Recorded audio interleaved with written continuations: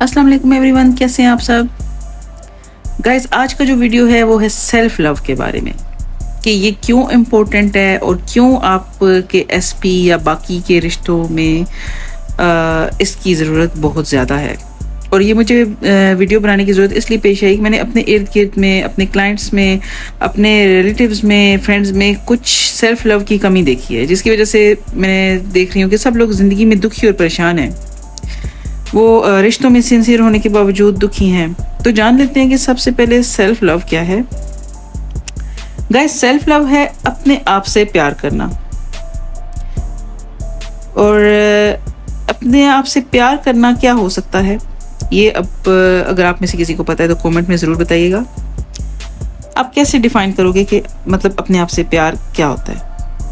तो चलें, अभी मैं आपको बताती हूँ कि सेल्फ लव है अपनी ज़रूरियात का ख्याल रखना, अपनी सेल्फ रिस्पेक्ट का ख्याल रखना, अपने आप को प्रायोरिटी देना।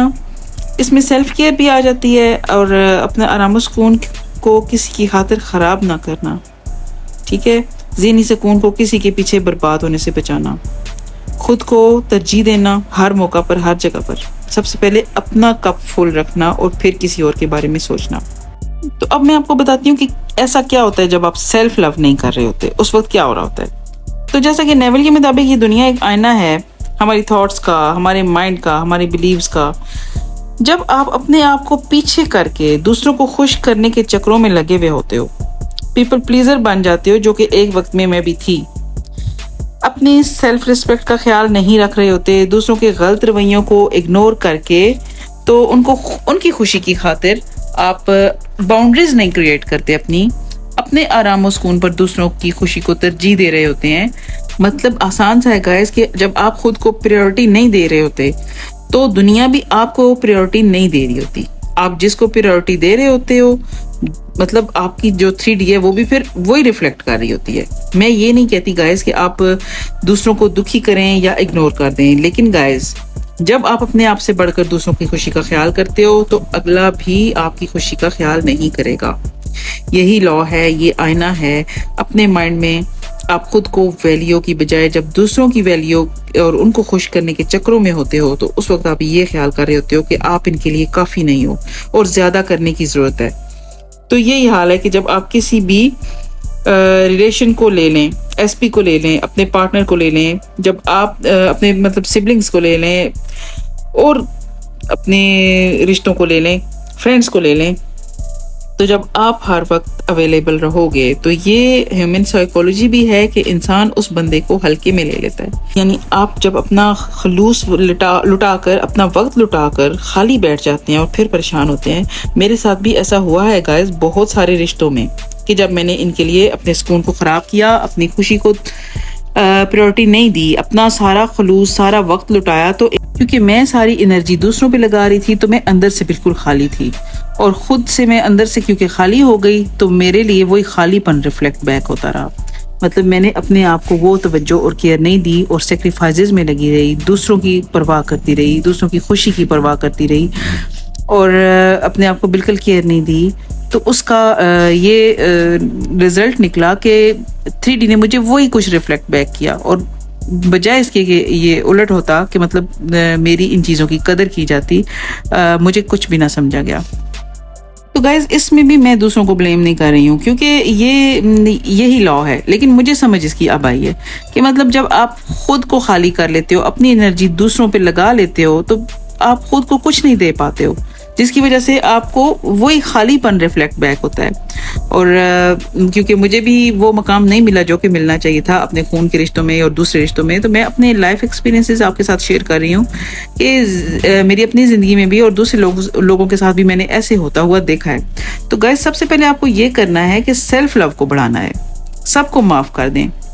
मैंने भी किया है, मगर गाइस माफ़ करने का ये मतलब नहीं होता कि आप फिर वही पैटर्न दोहराएं या फिर वही ठुड्डे खाएं। मतलब माफ़ हम अगर किसी को करते हैं तो वो अपने लिए करते हैं, अपने ज़हनी सुकून के लिए करते हैं, क्योंकि इस्लाम में भी माफ़ करना सिखाया गया है अपनी ग्रोथ के लिए।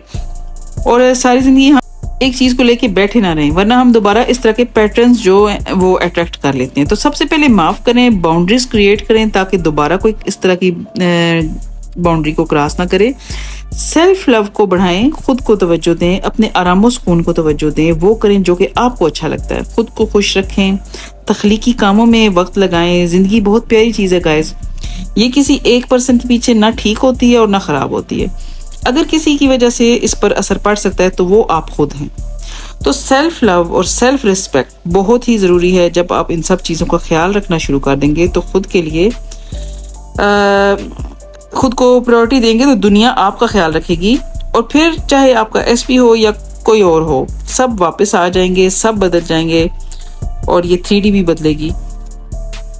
द सीक्रेट बुक में है कि आप खुद से प्यार करें, खुद को इज्जत दें, तो आप वो लोग या लोगों के वो वर्जन्स अट्रैक्ट कर पाएंगे जो आपसे मोहब्बत करते हैं और आपकी इज्जत करेंगे। क्योंकि हकीकत यही है गाइस कि जब आप सेल्फ लव करोगे तो आप दूसरों के साथ वाकई में सही से मोहब्बत कर पाओगे।